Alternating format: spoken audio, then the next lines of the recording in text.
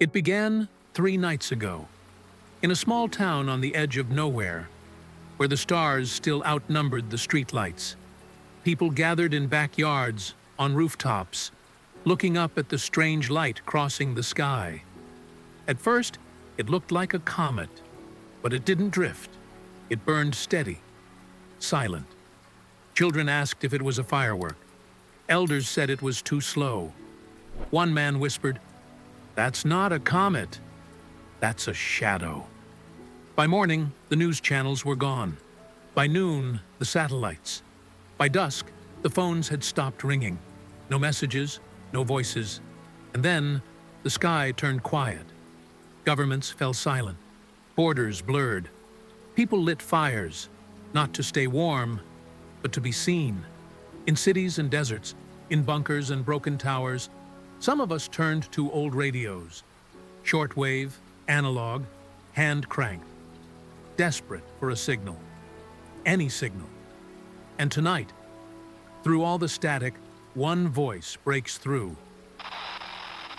This is Dr. Elias Monroe, Lead Systems Analyst, Deep Threat Division, NASA. If you are hearing this transmission, then some part of our infrastructure is still holding. A relay, a repeater, a survivor. This is not a scheduled broadcast. This is not part of any drill.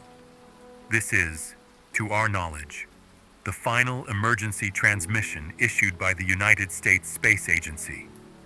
We are broadcasting across remaining analog and digital channels, all available frequencies. This includes low-orbit comm satellites, deep space relays, and terrestrial backup lines, if they're still operational. We don't know how many of you are still listening. We don't know where this message will reach. But if you can hear my voice, you are not alone. And for now, you are alive. I repeat, this is Dr. Elias Monroe, NASA. You are receiving the final Earth-based broadcast regarding the asteroid event currently in progress. Impact is imminent. This is not a hypothetical. This is not a projection. We are out of time. You deserve the truth. And in these final hours, truth is all we have left. This message is part report, part farewell, and part hope that someone, somewhere, will understand what happened here. Our goal is simple: to share everything we know, to help you prepare, if even for a few more moments, to offer guidance where possible, and to remind you, even now, that you are not forgotten. Stay with us. Stay listening. This is your transmission. Let me begin with the facts. What we know, what has been verified. The asteroid, designation 2031 KL42, unofficially referred to as Icarus by internal teams, is a near-planetary object. It measures approximately 74 kilometers in diameter. To put that in perspective, it is nearly the size of Rhode Island. Its composition is primarily nickel and iron, dense, compact. This is not a brittle rock that will burn away in atmosphere. This is a planet-shaping body. Current velocity, 54,000 kilometers per hour. That is roughly 15 kilometers per second, more than 10 times the speed of a bullet. Trajectory, locked. There is no deviation. All major observatories and agencies have confirmed the same path. Estimated point of impact, somewhere in the northern hemisphere. Exact coordinates fluctuate slightly, but the energy released upon contact will render regional precision irrelevant. The force of impact will be equivalent to over 1.2 million megatons of TNT. By comparison, the asteroid that led to the extinction of the dinosaurs was less than half this size. Time until contact. Based on the last synchronized feed from orbital tracking arrays, 5 hours, 17 minutes, and 42 seconds. That estimate is now approximately 1 hour out of date.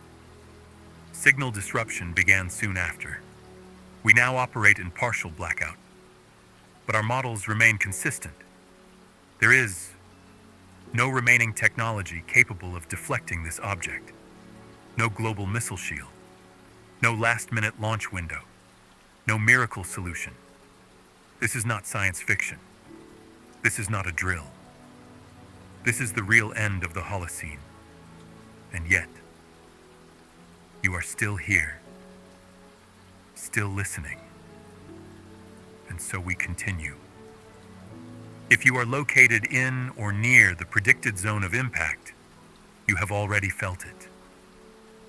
The silence, the absence of birds, the strange pressure in the air.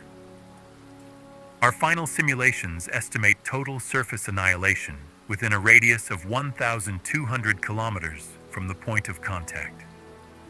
Every structure, every city, highway, and living organism will be vaporized in milliseconds. The shock wave will extend beyond that, leveling areas up to 3,000 kilometers away. The asteroid's entry angle is steep, approximately 34 degrees. This means the energy will be forced downward, punching directly into the Earth's crust. Crater formation will displace trillions of tons of rock and atmospheric gases. The immediate effect, a firestorm, not localized, global. Within hours, wind speeds will exceed 1,000 kilometers per hour near the equator. Debris will be launched into orbit. Cities far from the impact will burn not from flames, but from thermal radiation. Glass will melt. Skies will turn black. But this is just the beginning.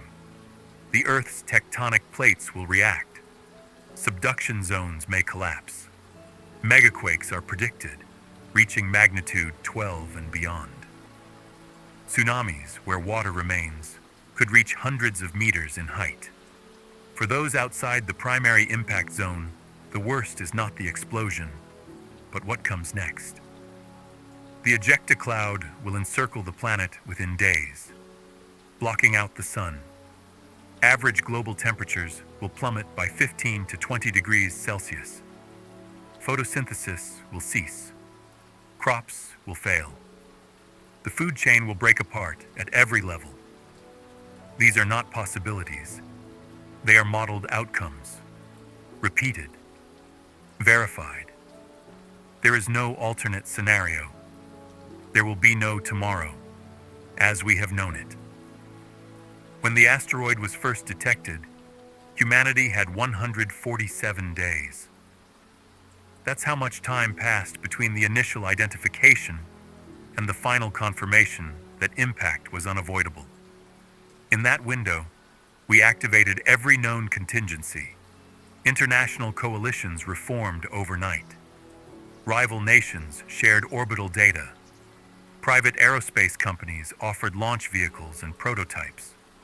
The Planetary Defense Network, once considered theoretical, was armed and deployed. We aimed kinetic impactors, laser ablation satellites, nuclear options. Nothing worked. The object was too massive, too fast. Its composition, denser than expected. It absorbed impact, shrugged off detonation, and kept moving. Evacuation plans were drawn. But where do you evacuate from a planet-wide catastrophe? Governments prioritized shelters. Old Cold War bunkers were reactivated. Subterranean zones beneath mountains, beneath deserts, beneath ocean beds. But space was limited.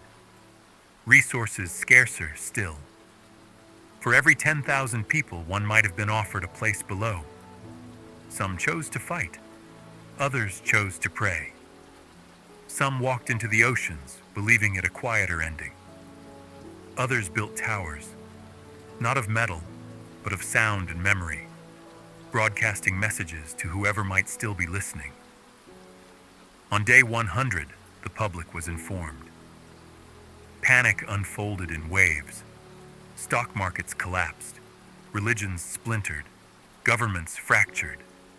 In the end, only the quiet endured. Now, with minutes remaining, the world is no longer a world of action, but of witnessing. Wherever you are part of a final chapter, not written in books, but in breath, in radio waves, in the silence between each word.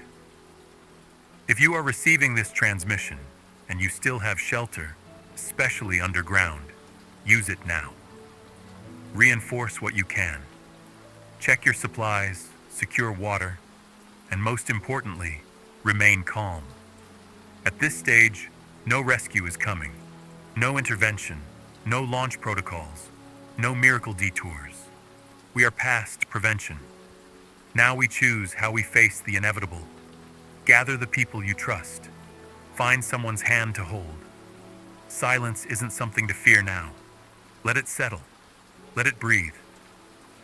If you have music, play it. If you have a candle, light it.